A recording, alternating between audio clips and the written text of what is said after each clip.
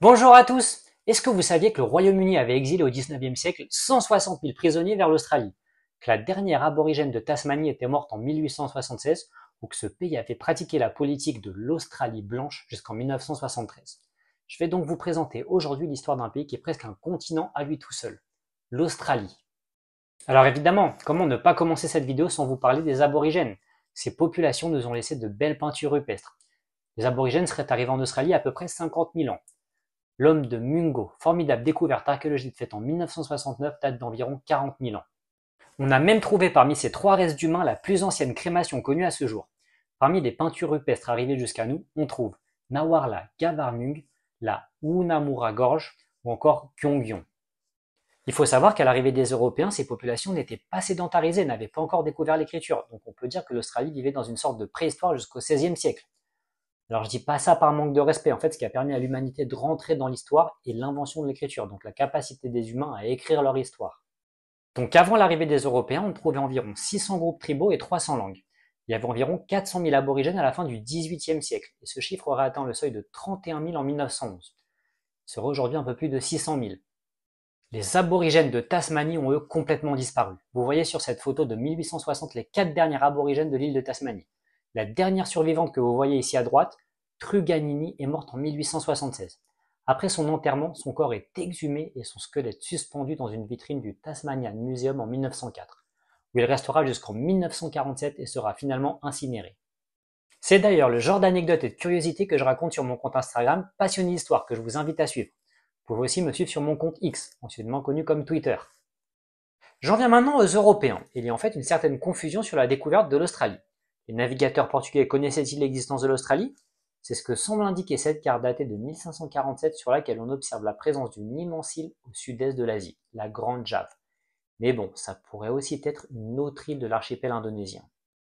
Donc du coup, le premier accostage répertorié d'un Européen sur le sol australien est le fait du navigateur néerlandais Willem Jansson en 1606. Le territoire reçoit alors le nom de Nouvelle-Hollande, mais aucune installation n'est laissée sur place. Jansson y trouva d'ailleurs des populations inhospitalières et 10 de ses hommes seront tués lors de diverses expéditions sur les côtes. This was the first recorded arrival of Europeans in this land. It was captained by Willem Janszoon. Not only had the Dutch found nothing valuable to trade, but they had also started a fight with the local people. With no reason to stay, they headed back to Indonesia. On sait également que le navigateur espagnol Luis Baez de Torres a probablement longé la côte australienne en 1606, mais il n'y a pas de témoignage d'accostage. 10 ans plus tard, c'est le tour du navigateur hollandais Dirk Hartog d'y accoster. Il laisse alors une assiette qui peut d'ailleurs être vue aujourd'hui au Rijksmuseum d'Amsterdam. En 1623, le néerlandais Carsten Zoon décrit les aborigènes comme des pauvres et misérables gens, qui n'ont aucune connaissance des métaux précieux et des épices. En 1929 a lieu un événement digne d'un film d'horreur qui horrifiera toute l'Europe. Un bateau néerlandais, le Batavia, échoue au large des côtes australiennes avec 300 survivants. Prend alors le contrôle du groupe de rescapés un certain Hieronymus Cornelitz. Le problème est que Cornelitz est un psychopathe sanguinaire. 125 des survivants mourront noyés, étranglés, taillés en pièces, battus à mort et les femmes forcées à être prostituées. And 7 of the mutineers were sentenced to hang. Cornelius had both hands chiseled off before they strung him up. En 1642, Abel Tasman est le premier navigateur européen à explorer la Tasmanie, qui lui doit donc son nom. Il explore aussi la Nouvelle-Zélande et est le premier Européen connu à explorer les îles Fidji. En fait, l'Australie reste ignorée des Européens pendant près de 150 ans et il faut attendre l'expédition de James Cook à bord de l'Endeavour en 1770 pour que la couronne britannique prenne officiellement possession de l'est de l'Australie, baptisée alors Nouvelle-Galles du Sud. James Cook aperçoit la Terre qui lui donnera sa place dans l'histoire.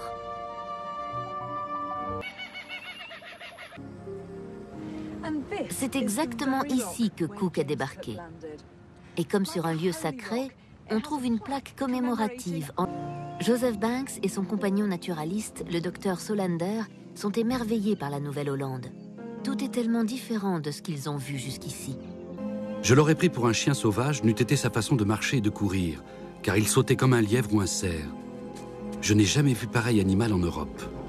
Le 28 mars 1772, le navigateur breton Louis Allénaud de Saint-Alouarn accoste en Australie occidentale et en prend possession au nom du roi Louis XV. Initiative qui ne mène à rien.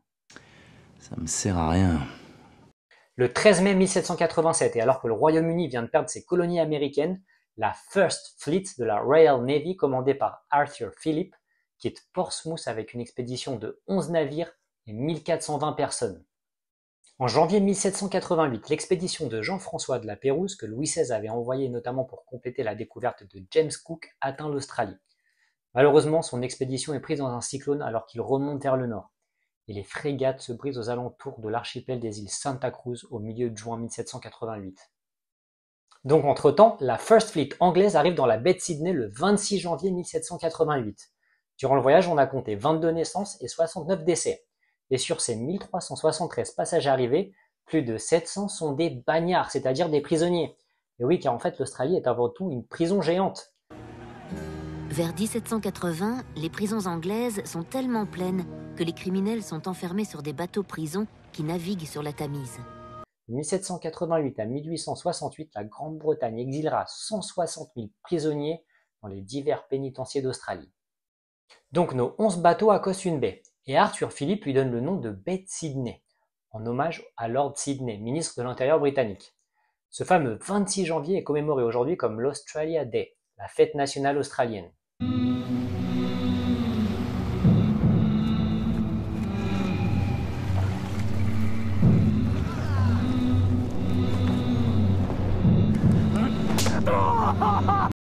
Pour l'anecdote, en 1976, 2 aborigènes ont débarqué sur la côte anglaise et planté un drapeau aborigène. Il faut savoir que les maladies apportées par les Européens, l'alcool et l'expansion coloniale auront des conséquences catastrophiques pour cette population autochtone. Ben Long sera le premier aborigène à voyager en Europe et servira d'interprète aux Anglais. Pemulwuy tue un colon en 1792 et sera le premier aborigène à mener la lutte contre l'installation des Anglais mais finira abattu en 1802. Cette même année 1802, Matthew Flinders réalise le premier tour de l'île et suggère le nom d'Australie. Durant son périple, Flinders a croisé l'expédition du français Nicolas Baudouin et ses 2 navires, le géographe et le naturaliste, au niveau des îles Kangourou. Regardez cette inscription gravée sur cette île en 1803 par un des marins de la corvette Le Géographe. Donc j'en reviens à l'Australie et il faut attendre l'arrivée du gouverneur Macquarie pour que l'Australie passe de bagne géant à véritable colonie de peuplement. Il supervise notamment le développement urbain de Sydney. Vous pouvez d'ailleurs voir ici la Macquarie Street de Sydney. Il facilite aussi la réinsertion des prisonniers libérés et malgré son attitude plus conciliatrice avec les aborigènes, il doit faire face aux guerres Hawkesbury et Nepean. Vous pouvez d'ailleurs aujourd'hui visiter le mausolée de Macquarie en Écosse. Macquarie est remplacé par Thomas Brisbane à qui on doit la célèbre ville australienne du même nom. Ce Brisbane autorise les Français à ériger un obélisque en l'honneur de La Pérouse, le Français qui avait accosté l'Australie en 1788. Donc je vous rappelle que pour le moment, les Britanniques n'avaient réclamé que la partie est de l'Australie. Le Royaume-Uni revendique formellement la partie occidentale de l'Australie en 1829. La Tasmanie était devenue elle une colonie distincte de la Nouvelle-Galles du Sud en 1803. Et justement à partir du territoire de la Nouvelle-Galles du Sud, 3 nouvelles colonies sont fondées. L'Australie méridionale en 1836, le Victoria en 1851 et le Queensland en 1859. Le territoire du Nord est créé en 1863 à partir de la province d'Australie méridionale. Alors attention, il faut bien comprendre que tous ces territoires dépendent de la couronne d'Angleterre, mais sont indépendants les uns des autres. Chaque territoire aura son gouverneur ou son premier ministre et son parlement. De 1788 à 1841, les îles de Nouvelle-Zélande faisaient aussi partie du territoire des Nouvelles-Galles du Sud. En 1841, la Nouvelle-Zélande devient donc également un territoire autonome. La couronne britannique créera cependant le poste de gouverneur général des différentes colonies australiennes. L'envoi de bagnards prend fin en 1843 en Nouvelle-Galles du Sud, au grand détriment des grands propriétaires qui perdent là une source de main-d'œuvre bon marché. L'immigration en provenance des îles britanniques est donc largement encouragée. Et pourtant, l'intérieur du territoire australien est encore très mal connu et continue à être exploré. En 1848, l'explorateur prussien Ludwig Leichhardt disparaît lors d'une expédition dans le centre de l'Australie. Cette même année, l'explorateur australien Edmund Kennedy est tué par des aborigènes lors de l'exploration du Cap York. En 1860, l'expédition de Burke et Willis, qui visera à traverser et à explorer le centre de l'Australie, tournera au drame. 7 de ses membres, dont Burke et Willis, mourront de faim et d'épuisement. Et parmi les exactions commises par les Européens contre la population aborigène, signalons le massacre de Pinjarra de 1834 ou encore celui de Mayall Creek en 1838. There's extensive research on conflict sites in Tasmania, known as the island's Black War. Further north, researchers have now mapped massacre sites in far western New South Wales and Queensland. À partir de 1851, le territoire australien connaît une véritable ruée vers l'or. En 1858, une pépite de 69 kg est découverte, et en 1869, la plus grosse pépite jamais trouvée, la Welcome Stranger qui pèse 72 kg, est exposée au monde. Cette ruée vers l'or provoque un développement économique considérable et une expansion rapide de la population qui passe en 10 ans de 400 000 à plus d'1 million d'habitants. Cette ruée vers l'or permet l'essor de la ville de Melbourne, mais aussi le passage d'une économie de pâturage de moutons vers une économie plus diversifiée. On assiste du coup aux premiers troubles sociaux comme la célèbre révolte d'Eureka, où les mineurs se sont rebellés contre les autorités. On assiste alors à l'arrivée de nombreux immigrés en provenance de Chine, et des émeutes anti-chinoises éclatent en 1854 et en 1857. Les différents États qui ont chacun commencé à en mettre en place des institutions dont des parlements élus pour gérer les affaires locales commencent à légiférer contre cette immigration chinoise. La Nouvelle-Galles du Sud en 1861, le Queensland en 1877, l'Australie occidentale en 1886, et enfin les États de Victoria et d'Australie méridionale en 1888.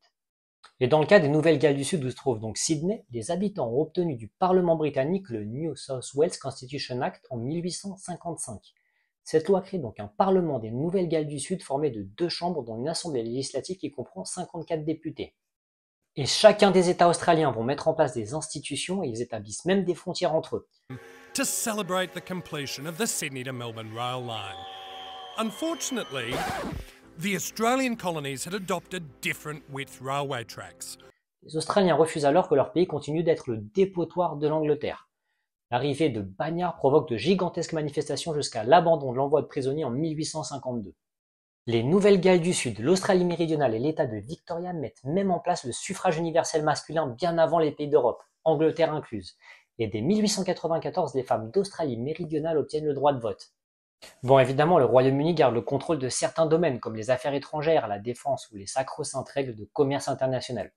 Et comme vous pouvez vous en douter, l'idée de la création d'un État unifié voit le jour et les différents États, dont celui de Nouvelle-Zélande, communiquent à ce sujet entre eux. Dès 1867, Henry Perks, le père de la Fédération, lors d'une de ses conférences intercoloniales, avait dit « Je pense que le moment est arrivé pour que les colonies soient unies par des obligations fédérales. » En 1889, alors qu'Henry Perks est pour la 5e fois Premier ministre des Nouvelles-Galles du Sud, il envoie un télégramme aux premiers ministres des autres colonies pour leur suggérer l'organisation d'une conférence pour discuter de cette union. Parkes called for one great federal army to protect Australia. Cette conférence de la Fédération se tient en février 1890 à Melbourne et peut être considérée comme le premier pas vers la création de la Fédération, donc d'un véritable État australien qui deviendrait une monarchie constitutionnelle avec la reine Victoria d'Angleterre comme souveraine. Le problème pour Parkes, c'est que quand il soumet le projet au Parlement des Nouvelles-Galles du Sud, les députés de son État le destituent, notamment du fait de son adversaire George Reid, qui obtient l'appui des opposants de l'Union. En fait, il n'est pas seulement destitué sur des questions de désaccord entre les libéraux et les partisans du protectionnisme, mais aussi à cause de rivalités politiques.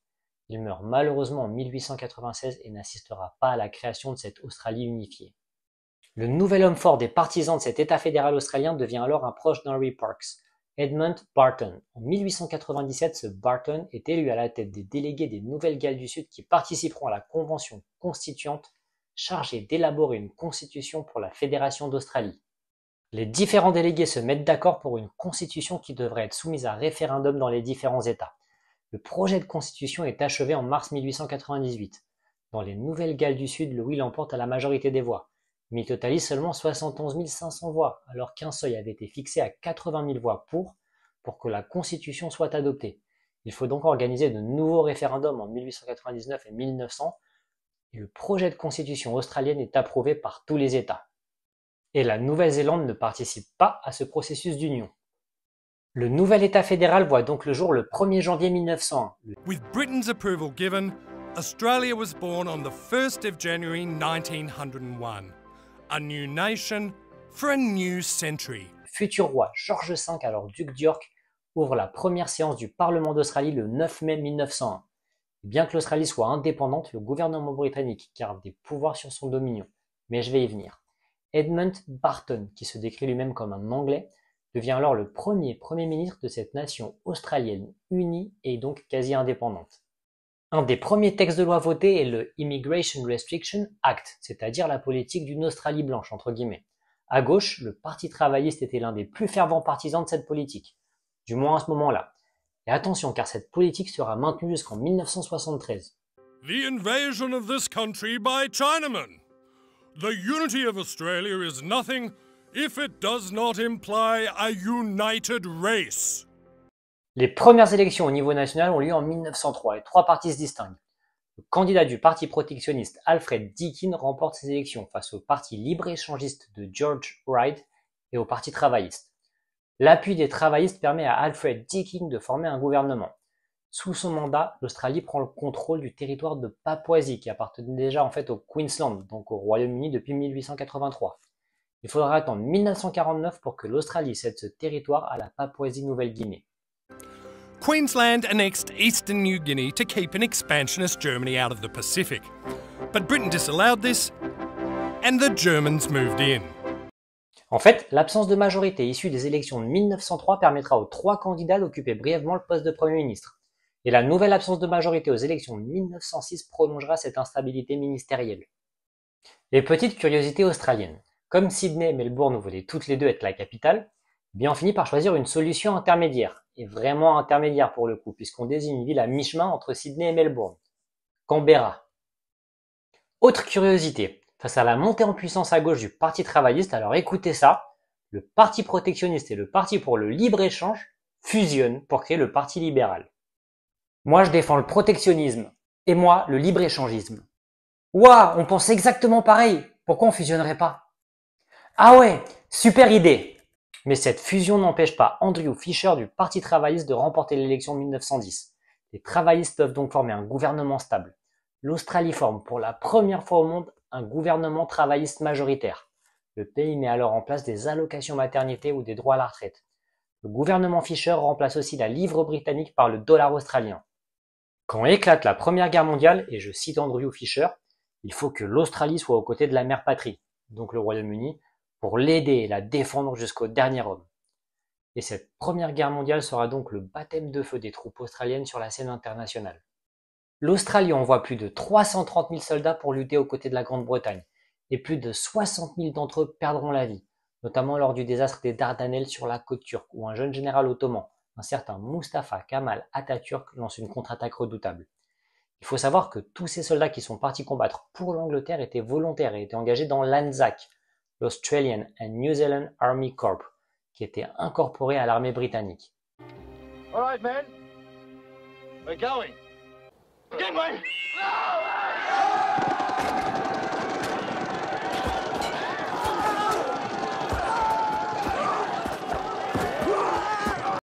En leur honneur, la journée de l'Anzac, les 25 avril, est célébrée chaque année en Australie et en Nouvelle-Zélande. Donc j'en reviens à la Première Guerre mondiale. Le 8 août 1918, la bataille d'Amiens, qui est menée par les corps australiens, est la première victoire décisive des Britanniques.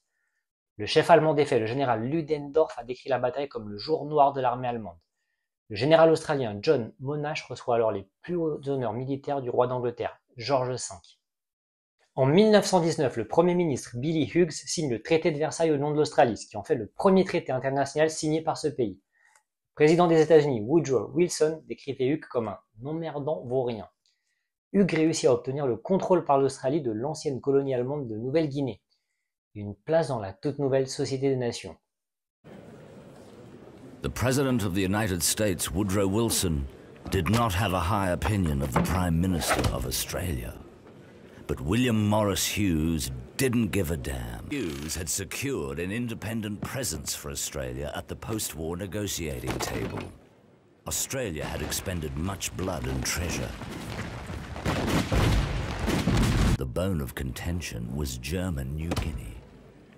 It will be declared a trustee territory of the new League of Nations. I speak for 60,000 dead. And Australia got New Guinea. Alors, curiosité concernant ce Billy Hughes. Hughes avait remplacé Andrew Fisher à la tête des travaillistes et était donc devenu Premier ministre. Mais il se heurta à son propre parti quant à la mise en place du service militaire obligatoire. Il finit exclu du Parti travailliste et fonde avec la droite un nouveau parti, le Parti nationaliste australien. The Labour Party had expelled him from its ranks. À la tête de ce nouveau parti, il bat ses anciens amis travaillistes aux élections de 1917, 1919 et 1922. D'ailleurs, en ce qui concerne le service militaire, les Australiens rejettent son caractère obligatoire, même en temps de guerre, par référendum en 1916 avec 51,6% de vote contre. En 1923, Billy Hughes est remplacé par un membre de son parti, Stanley Bruce, qui avait été blessé à la bataille des Dardanelles. Le plan de libéralisation de l'industrie mis en place par Bruce est mal perçu par l'opinion et les travaillistes remportent les élections de 1929. Le problème pour les travaillistes australiens est qu'ils prennent en pleine figure la crise de 1929 et qu'ils vont se déchirer entre les partisans d'une politique déflationniste et les partisans d'une politique keynésienne. En ce qui concerne les relations avec le Royaume-Uni, il faut savoir que les liens sont toujours très étroits et que le Parlement australien ne peut pas légiférer hors des limites fixées par la loi britannique. En 1926, via la déclaration Balfour, le Royaume-Uni s'engage à reconnaître l'égalité juridique avec ses dominions. Et cette égalité est confirmée par le statut de Westminster de 1931. Et il faudra attendre l'année 1942 pour que l'Australie ratifie ce statut de Westminster. Apparemment, les Australiens avaient du mal à couper le cordon ombilical avec le Royaume-Uni. Et cet attachement était aussi très marqué en Nouvelle-Zélande. C'est d'ailleurs qu'en 1977 que le Parlement néo-zélandais adoptera le Citizen Act, qui retirera aux Néo-Zélandais le statut de sujet britannique. Comme vous le savez, l'Union Jack se trouve toujours aujourd'hui sur le drapeau de ces deux pays. À la suite de la ratification de ce statut de Westminster, le gouvernement britannique ne peut plus légiférer pour un dominion. Après 1901, ce statut de Westminster de 1931 est donc une sorte de seconde indépendance australienne. Sur le plan international, le fait que l'Australie signe le traité de Versailles puis participe comme nation indépendante à la SDN, la Société des Nations, lui vaut la reconnaissance internationale. Donc on parle d'une nation qui a à peine 100 ans. Et pour continuer avec les curiosités australiennes, le pays déclare la guerre en 1932 aux émeux, un gros oiseau indigène d'Australie qui pourrissait la vie des paysans. Through their periscopes, raised up over the heads of corn. Now they're retiring. Et alors que l'Australie se prend en pleine figure la crise de 1929, une véritable crise sécessionniste éclate en Australie occidentale, notamment du fait d'une campagne de presse du Sunday Times. Un référendum est même organisé en 1933 et le oui à la sécession l'emporte. Et le Royaume-Uni, à la demande du gouvernement australien, rejette alors le caractère légal de cette sécession qui n'aura finalement jamais lieu. À la veille de la Deuxième Guerre mondiale, Robert Menzies du parti United Australia, le parti successeur du Parti nationaliste australien, devient Premier ministre. Il sera Premier ministre pendant 18 ans, il y a 2 mandats séparés. Donc au moment où éclate la Deuxième Guerre mondiale, on va essayer d'oublier qu'il a fait voyager en 1938 en Allemagne et avait déclaré son admiration pour le régime en place. Le 15 septembre 1939, Robert Menzies annonce la formation de la seconde force impériale australienne. Et bien qu'il se range évidemment du côté des Britanniques et qu'il part plusieurs mois au Royaume-Uni, Delighted to come to England and to say to all the people of England on behalf of the people of Australia, we're on your side, we're all in this together. Il devient de plus en plus isolé et est remplacé en 1941 par le travailliste John Curtin, qui devra donc faire face à un ennemi militaire redoutable, l'Empire du Japon. Le célèbre général américain Douglas MacArthur décrira John Curtin comme l'un des plus grands chefs d'État pendant la période de guerre. Et alors que les troupes australiennes se battent en Europe avec les forces britanniques, le croiseur australien HMS Sydney et l'allemand Cormoran se coulent l'un l'autre au large de l'Australie occidentale le 19 novembre 1941. Comme vous le savez, le Japon entre dans cette deuxième guerre mondiale, et Singapour tombe le 15 février 1942.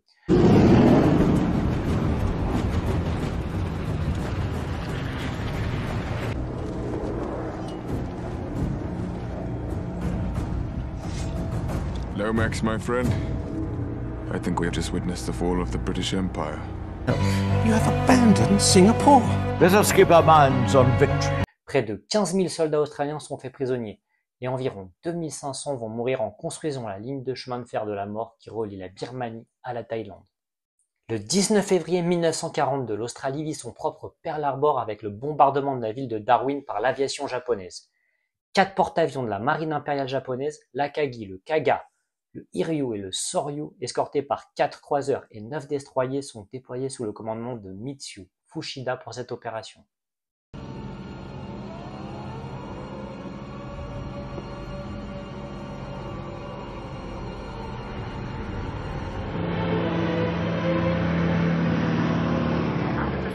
What's happening?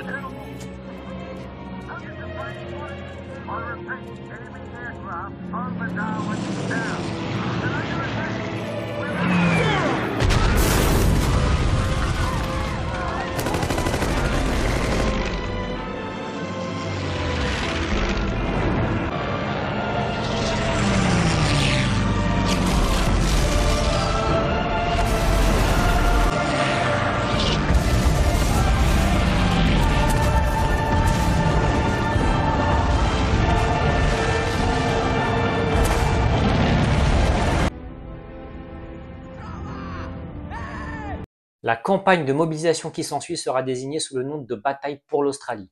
En février 1942, Anglais et Américains passent l'Australie sous la responsabilité stratégique des États-Unis. Les troupes australiennes participent alors amplement à l'effort de guerre américain dans le Pacifique. Donc évidemment, cette guerre du Pacifique mérite à elle seule une autre vidéo. Le 21 octobre 1944, pendant la bataille du golfe de Leyte aux Philippines, le HMS Australia devient le premier vaisseau de guerre allié à être frappé par une attaque d'avion kamikaze japonais. À la fin de la guerre, le général australien Thomas Blamey signe les actes de capitulation du Japon au nom de l'Australie, au cours de la célèbre cérémonie à bord de l'USS Missouri du 2 septembre 1945. And now, in a Navy launch, the Japanese surrender party arrives. They are headed by aged Mamoru Shigemitsu, Foreign Minister of the Japanese Surrender Cabinet. Mr. Shigemitsu comes to the surrender table. General MacArthur signs as Supreme Allied Commander.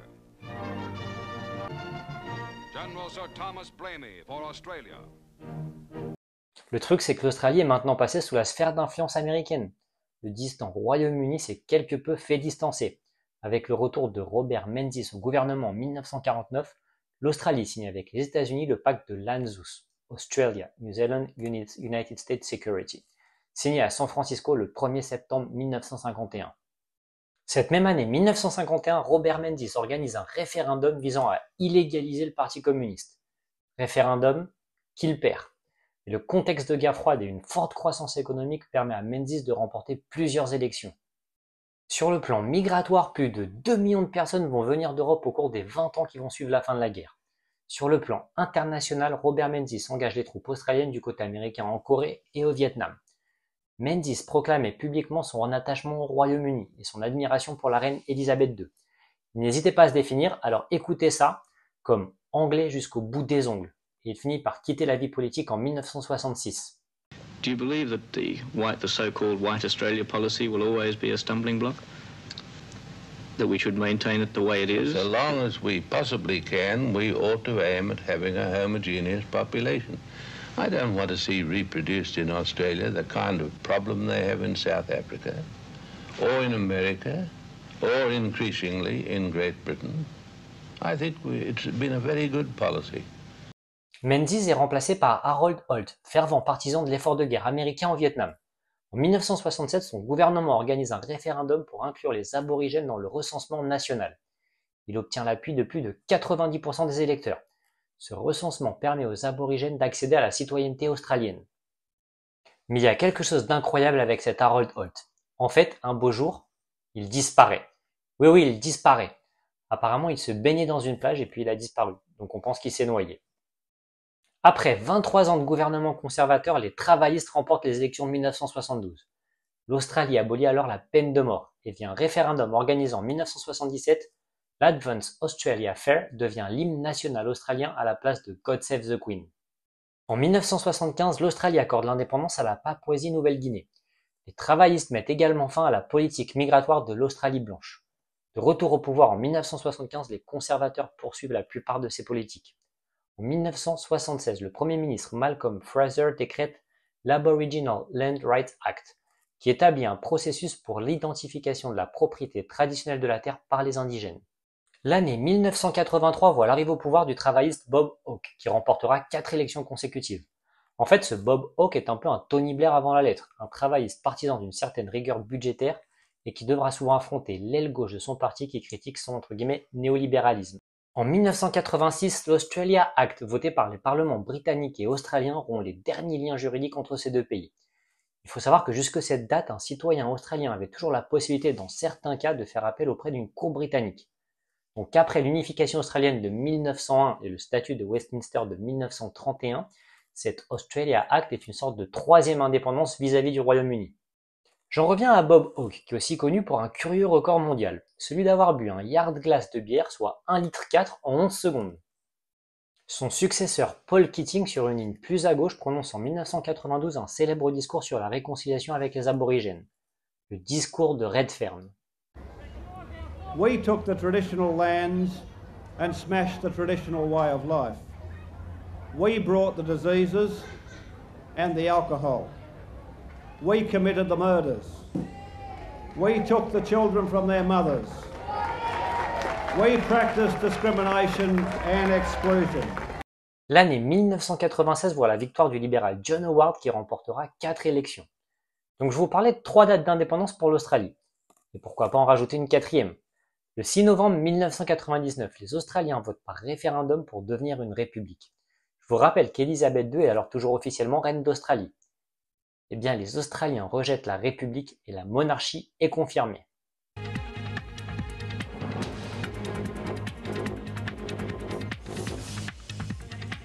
Hello and welcome to Seven's coverage of the 1999 Republican referendum, Queen or Country. I'm Stan Grant. As we saw when voted, so as I said, the polls closed 90 minutes ago and already there's a pretty good indication of the result. We'll take a look at the tally so far. Just so you know, our graphics are coded red for the yes vote and blue for the no. That's for both the Republic, question and the preamble. Well, a quick look at how people are voting shows 44% support for yes, 56% no. Donc John Howard, qui est proche du gouvernement de l'américain George Bush, refuse de ratifier le protocole de Kyoto sur le climat, soutient l'intervention américaine en Irak et refuse de présenter des excuses officielles aux aborigènes. Avec son entrée dans le XXIe siècle, l'Australie continue à s'engager sur la voie du multiculturalisme ou encore accorde de mariage homosexuel. En l'an 2000, 250 000 personnes traversent le Harbour Bridge pour symboliser la réconciliation avec les aborigènes. Une phrase de l'hymne australien sera changée en 2020 pour le rendre plus inclusif. Une partie du pays critique d'ailleurs le 26 janvier comme date de fête nationale. Le pays connaîtra des émeutes à caractère ethnique en 2005. L'Australie devra également faire face à des attentats terroristes islamistes. En 2023, le gouvernement d'Anthony Albanese organise un référendum sur l'un des projets phares de son programme, la création d'un organe consultatif auprès du Parlement qui représentera les aborigènes d'Australie. Mais les Australiens rejettent cette proposition avec 60% des voix.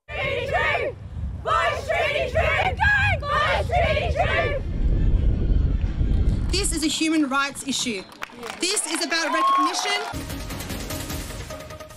Good evening. We have breaking news tonight. The referendum for the voice to Parliament has been defeated. Numbers are still being counted and polling places are still open in Western Australia. But Ashley Raper, our political editor, the outcome appears to be in no doubt now. Why is that? It's 55% no and 44% yes. But crucially, this is about the double majority. Not only did it have to have the majority of Australians, but the majority of states. And that is now considered impossible. Donc voilà, merci d'avoir suivi cette vidéo. On se voit pour la prochaine vidéo.